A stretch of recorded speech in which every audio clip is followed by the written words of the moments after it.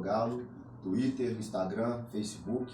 A gente está ampliando nossos canais, né? O Renova Galo é uma iniciativa de torcedores normais, assim como eu. Nenhum deles tem qualquer ligação política ou ligação com o clube, tem interesse em sentar em alguma cadeira do clube. E a gente só cansou de reclamar e falamos, a gente tem que fazer alguma coisa, porque isso que a gente está vendo do Galo hoje não é só de hoje, né? Isso é uma história. E como é que surgiu isso? Foi um dia que ano passado, eu escrevia no blog do Canto do Galo, eu fiz um artigo, eu fiz uma pesquisa para ver o que o Galo ganhou e como foi nos últimos 30 anos, se comparei com outros clubes. E aí o resultado foi aterrorizante. Resumindo, né, o que a gente chama o seguinte, o clube hoje ele é um clube muito fechado. Quem está dentro do clube, a gente tem um conselho hoje, falar em termos de números aproximados, tá? Com 400 conselheiros, desses 400, aproximadamente 60%, ou seja, 240 são vitalícios. Os outros 160, eles são eleitos numa chapa única, que são somente os sócios dos clubes sociais, né? E, então, por exemplo, se chegar lá alguém com uma ideia de renovação como a nossa lá, eu quero ser conselheiro do Atlético, a gente vai ser o primeiro a ser excluído disso. A gente viu o caso esse ano mesmo de um conselheiro que pediu esclarecimento sobre algumas contas para aprovar o balanço. Ele foi taxado de traidor, de querer tumultuar as coisas, porque ele pediu esclarecimento de algumas contas, né? Então, ele queria entender mais algumas contas. E o que ocorreu com ele depois, ele não entrou na chapa única, hoje ele não é conselheiro mais. Então, assim, e a gente tem alguns exemplos no Brasil que nos inspiraram, né? Que foi o primeiro exemplo que nos inspira, guardadas as devidas proporções, foi o que ocorreu no Bahia, o movimento Bahia da Torcida, que foi um movimento que partiu da torcida, todos se uniram, se reuniram, tiveram um grande apoio da mídia também, então por isso que é importante, eu agradeço o espaço para que a mídia passe a falar mais sobre isso, e eles conseguiram no final retirar uma família que dominava o clube há 50 anos, e abriram o clube. E se a gente pegar os últimos 5 anos do Bahia, o Bahia saiu da Série C, hoje ele está na Série A brigando por uma vaga na Libertadores. E é o clube que mais cresceu no Brasil em termos de receita nos últimos anos. É um clube que representa muito bem seu torcedor, tem iniciativas com o torcedor e tal. Então, aí falando assim, dado todo esse contexto, a gente se reuniu, falou, vamos fazer alguma coisa diferente.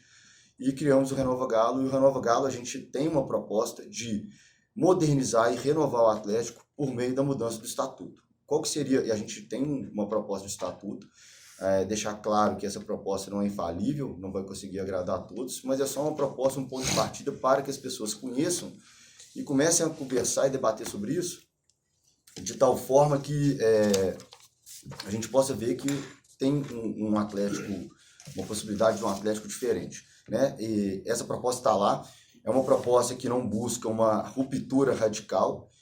A gente pensou muito, discutiu isso muito. Tem algumas pessoas que falam, não, tem que acabar com tudo e tirar todo mundo que está lá e entrar todo mundo novo. Não é bem assim. A gente sabe que tem uma história, tem uma tradição, tem pessoas realmente no meio do conselho que já ajudaram o clube, continuam ajudando, mas a gente precisa de uma renovação, uma oxigenação. Então a gente propõe uma mudança que seja mais gradual. Essa mudança começa pelo primeiro pilar que a gente defende, que é um clube mais aberto, uma democracia, mais um clube em que o sócio-torcedor ele seja reconhecido como parte da Assembleia Geral do clube. Por que o sócio-torcedor, que é quem gera a maior receita para o clube, quem acompanha o clube, quem paga pay-per-view, quem compra o produto oficial, ele não tem direito de sequer eleger alguém para representá-lo no conselho? Então essa é a primeira coisa que a gente defende.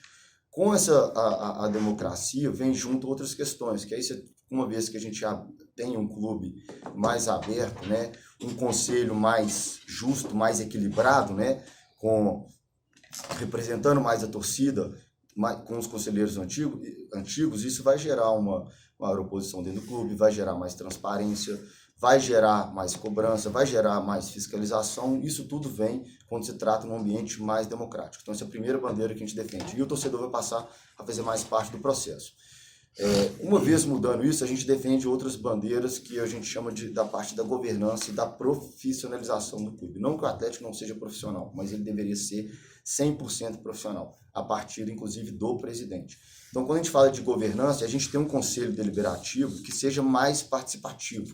Esse conselho deliberativo ele tem que ter representantes dentro dele que vão acompanhar o trabalho da diretoria executiva mais de perto. E aí a gente, que é como se fosse numa grande empresa, né? Você tem o conselho que representa todo mundo, mas aquele conselho, como não dá para reunir 400 pessoas todo dia, ou pelo menos uma vez por mês, você tem que ter um grupo ali de notáveis ali dentro, de pessoas realmente que vão se dedicar ao Atlético para acompanhar mais o dia a dia do trabalho, até para dar suporte para a diretoria executiva. E aí a gente entra no segundo ponto, a diretoria executiva do Atlético, que é um modelo que eu até citei mais cedo aqui, por exemplo, do Manchester City, né? A gente tem que ter um presidente, um CEO, que ele seja 100% profissional.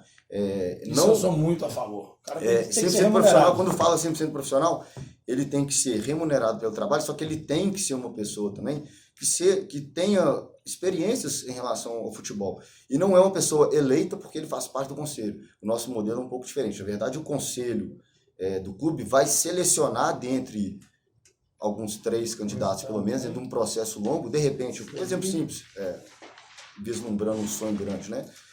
Pega o Atlético ter condições um dia de chamar o Ferran Soriano, que já foi o vice-presidente do Barcelona, que hoje de manhã você vem cá, você quer vir aqui para o Brasil 3 anos, morar aqui, reestruturar o Galo? Cuidar de cima a baixo, não é o diretor de futebol, não, que era o presidente. Ele vai ser bem remunerado por aquilo, ele vai ter metas como numa empresa, se ele cumprir as metas, ele vai ter a bonificação, e ele vai trabalhar 100% dedicado ao clube. É isso que a gente defende. Então, a gente tem um presidente 100% dedicado ao clube. Sou muito a favor disso. Então, essas são nossas principais bandeiras. Aí, junto, a gente vem com questões que a gente tem que ter plano de gestão de longo prazo, enfim. Só que tudo isso que a gente defende só vai acontecer se o clube começar a discutir isso. Só que aí vem o lado de onde que a torcida entra nesse papel, né? Porque é o seguinte, é muita utopia a gente imaginar que o clube, por conta própria, vai se reunir, gente, tá errado aqui, vamos abrir para a torcida. Não vai. Se a torcida não exigir isso, o clube vai continuar do jeito que está. Vão ser as mesmas pessoas escolhendo os mesmos presidentes para fazer as mesmas coisas que fracassaram a vida inteira. Hoje, a torcida, o presidente, na quinta-feira passada, deu uma entrevista que ele falou uma coisa que corrobora muito o que a gente fala e por que surgiu o Renova Galo. Hoje, ele falou, né, palavras do Sérgio Sete Câmara, a torcida acha ele o pior presidente hoje, mas ontem eram outros que foram os piores presidentes. E se a gente pegar aí, eu tenho 40 anos, então eu acompanho futebol mesmo, que a gente começa a ter consciência do que é futebol a partir dos 10 anos de idade. Então, em 30 anos da minha vida como torcedor do Galo, que aos 10 anos eu já ia para o estádio sozinho de ônibus, né? Mas naquela época a gente podia, uma criança de 10 anos, andar de ônibus sozinho, então hoje não pode. O Galo teve 8 presidentes, contando com o Sérgio Sete Câmara agora. Qual que ganhou alguma coisa, né? Então, sim, tem alguma coisa errada. E a gente só vai mudar isso se renovar o clube e a torcida comprar essa briga. Então eu convido a torcida para conhecer, só para finalizar, conhecer o Renova Galo, vamos entender o que é isso e vamos debater mais, e vamos exigir o clube, para que o clube seja mais aberto, para que a gente possa ter representatividade dentro do clube. Então passa os canais de contato para a galera que quer saber mais detalhes para procurar e saber. Repetindo, os canais de contatos. Nós temos as 3 redes sociais nossas, Twitter Instagram e Facebook. @Renova Galo. Nas três redes sociais. Se entrar lá no Twitter agora, nossa primeira thread está fixada lá, explica toda a nossa proposta. Maravilha. Tem a carta de apresentação dos idealizadores do Renova Galo, tem a nossa proposta de estatuto, temos um organograma novo proposto para o clube, enfim. Só um último recado, né? A gente escuta muita reclamação na rede social, que o Renova Galo não tem cara, não sei o que e tal.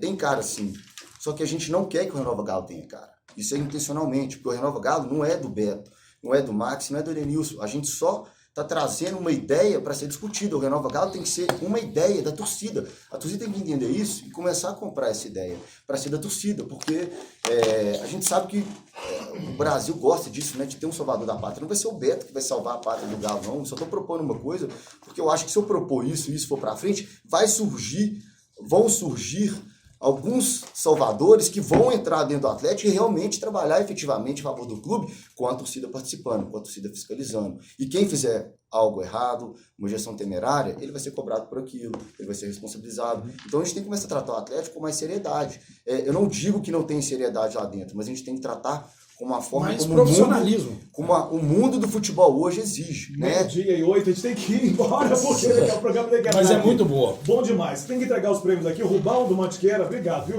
meu queridão? Obrigado a você, pessoal. Roberto, valeu demais. Rubão do Mantiqueira, final de fone 5427. O Marcelo Augusto do Itapuã, região da Pampulha ali, ô lugar legal, viu? 45